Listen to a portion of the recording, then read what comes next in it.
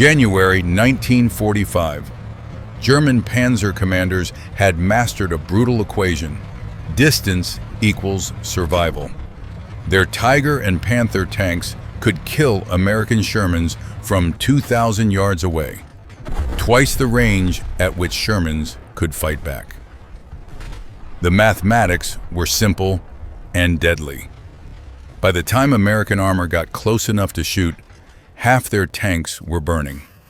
But the U.S. Army had a different solution. Not better tanks, not thicker armor, mathematics of their own. They called it time on target, a technique so precise, so devastating, that it could drop 144 artillery shells onto a single German position in 6 seconds. Not 6 minutes, 6 seconds. Hauptmann Ernst Vogel commanded the most feared Panzer company in the 116th Panzer Division. He destroyed 47 Allied tanks. He understood range, angles, armor, penetration. What he didn't understand, what no German tanker understood, was that the Americans had stopped trying to win tank versus tank. They'd turned artillery into a scalpel. Hauptmann Ernst Vogel crouched in the commander's cupola of his Panther Osif G, scanning the frozen German countryside through Zeiss optics. January 18, 1945. The village of Harrisbach lay 800 meters ahead, and beyond it, a ridgeline where American forces had been probing for 3 days. Ernst was 33 years old, a veteran of Kursk and Normandy. His Panther carried the white number 214 on its turret and 73 small white rings painted along the barrel, one for each confirmed Allied tank kill. The 75mm KWK-42 gun could penetrate 140 millimeters of armor at 1,000 meters. American M4 Shermans had 76mm guns that could barely scratch a Panther's frontal armor beyond 500 meters. Herr Hauptmann, movement on the ridge, reported Feldwebel Otto Kraus, his gunner. Shermans, 6 vehicles. Ernst raised his binoculars. The American tanks were positioned hull down, only their turrets visible. Smart, but not smart enough. The range was approximately 1,800 meters, perfect killing distance for a Panther, suicide range for a Sherman. Range 1,800 meters, Ernst said calmly. Target the second Sherman from the left. Panzer granite loaded? Jawohl, armor-piercing ready.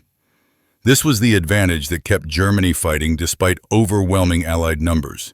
A single Panther could engage an entire American tank platoon from ranges where return fire was impossible. Ernst had done it 17 times. The Americans would advance. His company would wait until the enemy reached the kill zone, then open fire. By the time the Shermans realized where the shots were coming from, half their force would be destroyed.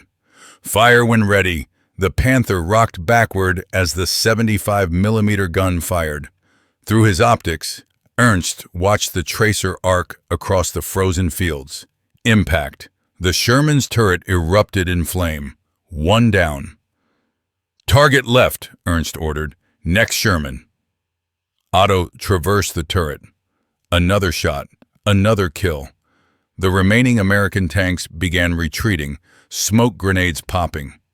They'd learned not to fight Panthers at long range. Smart. But it didn't matter. The mathematics always favored the defender with superior range. Cease fire, Ernst commanded. Let them go. They'll be back tomorrow with more tanks. We'll kill those too. This was the pattern that had repeated itself across the Ardennes, across France, across every battlefield where German armor met American steel. The Allies had more tanks, more fuel, more ammunition, but they had to close the distance to fight. And closing the distance meant dying. Ernst's company, 12 Panthers, positioned in a defensive arc around Harrisbach, had destroyed 31 American tanks in the past week while losing only 2 of their own to mechanical failure. Not to enemy fire, to broken transmissions. As darkness fell, Ernst climbed down from his Panther and walked to the command post in a half-destroyed farmhouse. Maps covered the table, showing American positions advancing from 3 directions. His commanding officer, Major Wilhelm Hahn, was marking artillery registration points. "They'll try again tomorrow," Wilhelm said. "Intelligence says the Americans are bringing up more armor. Maybe an entire battalion." Ernst shrugged. "Let them come. We'll shoot them from 2,000 meters. They can't touch us at that range." "The Americans aren't stupid, Ernst. They'll figure something out eventually." "Figure out what? Physics? You can't change the fact that a Panther can kill a Sherman from twice the range a Sherman can kill a Panther. That's engineering, not tactics." Wilhelm didn't respond, but something in his expression suggested doubt.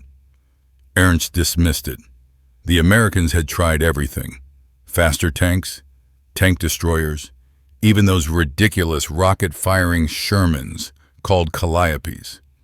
Nothing changed the fundamental equation. Range equals survival, and German tanks had the range.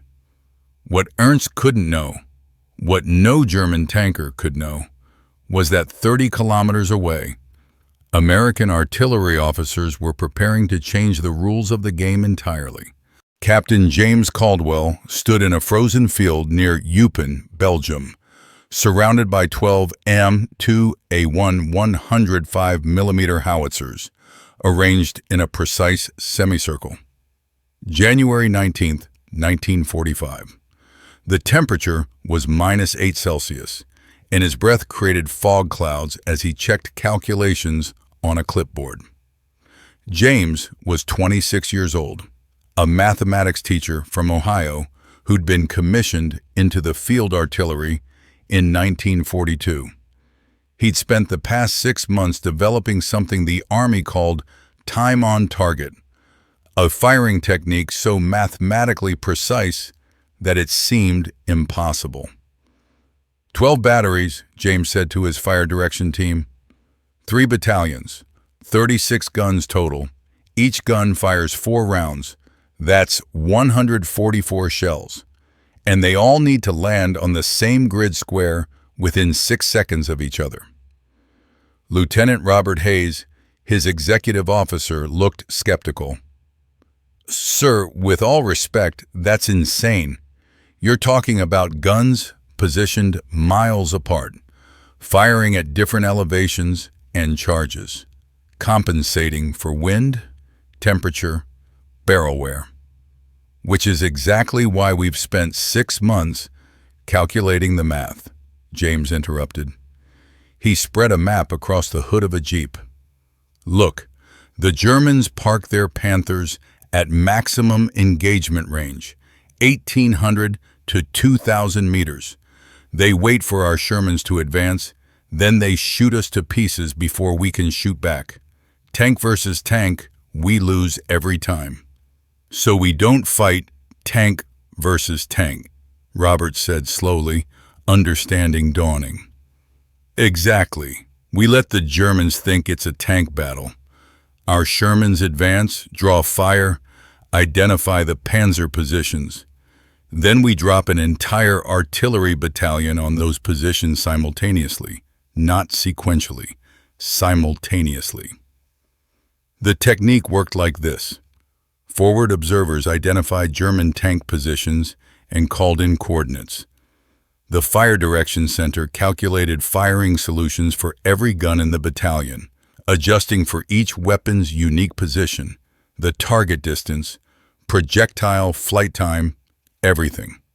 Then each gun fired at a precisely calculated moment so that despite different distances and trajectories, every shell arrived at the target at the exact same instant. The effect was devastating. A traditional artillery barrage gave defenders time to react. Hear the first shells, take cover, move. Time on target gave them no warning. 1 second the battlefield was quiet. The next second, 12 tons of high explosive detonated simultaneously. The problem, Roberts said, is that German tanks are armored. Artillery doesn't penetrate tank armor. It doesn't need to, James replied. A Panther has 5 crew members. The commander sits in the cupola with his head exposed, scanning for targets. The radio operator is in the hull with thin roof armor. Even if we don't destroy the tank, we kill the crew with blast overpressure and fragmentation. And if we're lucky, we damage the tracks, the gun mantle, the optics. A Panther that can't move or see is a pillbox, not a tank. They tested the technique twice, once against abandoned German positions, once in support of the 2nd Armored Division near Manschau. Both times the results exceeded expectations. German defensive positions that should have required hours of fighting were neutralized in seconds. Today we do it against actual Panzers, James said. Intelligence says there's a German armor company near Harrisbach, 12 Panthers. They've been slaughtering our tank battalions for a week. Command wants them eliminated. Robert checked his watch. Shermans from the 3rd Armored are scheduled to advance at 0900 hours. They'll draw the Germans out. And at 0915, we fire. James looked at his calculations one more time. 36 guns, 4 rounds each, coordinated down to the second. The Germans think this is about tank armor and gun range. They're wrong. This is about calculus. At 0900 hours, 6 American Sherman tanks began advancing toward Harrisbach. In his Panther 800 meters away, Ernst Vogel smiled and reached for his microphone. The Americans were coming into the kill zone. He had no idea that 3 battalions of artillery were already aimed at his exact position, waiting for a single radio call. Ernst watched the 6 American Shermans advance across the frozen field, moving in 2 columns of 3. They were being cautious, using terrain for cover, but it didn't matter. At 1,600 meters, they were still too far away to threaten his Panthers. All units, this is Vogel. He know we are on here. Tant pis. You are not radioed. Hold fire until a range 1,500 meters. Let them come closer. The mathematics were perfect. At 1,500 meters, his 12 Panthers could destroy all 6 Shermans in under 30 seconds. The Americans would realize their mistake, try to retreat, and he'd shoot them in the back as they ran. It was brutal, but it was war. Through his optics, Ernst saw the lead Sherman commander standing in his turret hatch, binoculars raised, scanning the German positions. Brave but stupid, at this range, the American couldn't even see the Panthers hidden in the tree line. 1,500 meters, Otto announced. All units, Ernst began. Then the world exploded. 140 Maulrofor now 105 millimeter high explosive shells detonated simultaneously across a 200-meter kill zone. Ernst's Panther was lifted 6 inches off the ground by the blast wave, and the commander's cupola, where Ernst's head and shoulders were exposed, was engulfed in a storm of white-hot shrapnel. He felt rather than heard the impacts. Something tore through his left arm. Something else shattered his jaw. Something third slammed into his chest like a sledgehammer. Ernst collapsed into the turret, blood pouring from wounds he couldn't identify. Through ringing ears, he heard Otto screaming. The radio operator wasn't making any sound at all. The thin roof armor over his position had been pierced by 3 separate shell fragments. "Out!" Ernst tried to shout, but his jaw wouldn't work. "Abandon!" The second wave hit. 6 seconds after the first, another 144 shells detonated. This time, Ernst's Panther took a direct hit on the engine deck. The ammunition storage didn't explode. German engineering was good, but the blast cracked the turret ring, jammed the traverse, and killed the loader. Ernst dragged himself to the escape hatch, his left arm useless, his chest screaming with pain. He fell from the tank onto frozen ground and looked around at what had been his company. 4 Panthers were burning. 3 more sat motionless, crews dead or dying. 2 had thrown tracks and were immobile. His own Panther, number 214 with 73 kill rings, was combat ineffective. Crew casualties, turret jammed, likely engine damage. Of 12 Panthers that had controlled this sector for a week, exactly 3 were still operational. And they were already retreating. The entire engagement, from the first artillery shell to the last, had lasted 12 seconds. 12 seconds to destroy what should have been an impregnable defensive position. Ernst hadn't even fired a shot. He saw Otto crawling from the Panther, his leg twisted at an unnatural angle. Together they stumbled toward the rear, joining a stream of wounded tankers. Someone said Major Hahn was dead. Direct hit on the command post. Someone else said the Americans were advancing, that their Shermans were rolling through the kill zone unopposed now that the Panthers were gone.